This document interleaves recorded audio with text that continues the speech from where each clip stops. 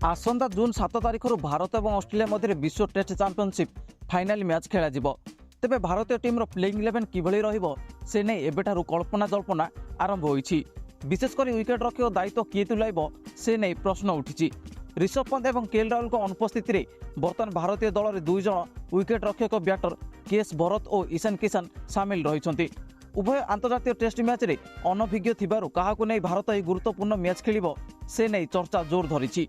KS Bharat चलित 2023 February रे Australia विपक्ष बॉर्डर गावस्कर ट्रॉफी रे पदार्पण करथिले। से एही श्रृंखलार समस्त 4टी टेस्ट मैच खेलिथिले हेले से प्रभावी प्रदर्शन करि पारि नथिले। अन्य पक्षरे ईशान किशन एबे मध्य टेस्ट पदार्पण करि नाहांती। तेणु पूर्वतन कोच रवि शास्त्री कहते कि भारतीय दल केउ विकेट रक्षकों को खेलाइबो ताहा बोलिंग कॉम्बिनेशन उपरे निर्भर करिबो। भारत जदि 2 जण स्पिनर को नहीं खेलिबो तेबे निश्चित भावे केएस भरत को सुजोग मिलिबो। दल जदि 4 जण पेस बोलर को नहीं खेलिबो तेबे यह ईशान किशन को सपक्ष रे जिवो।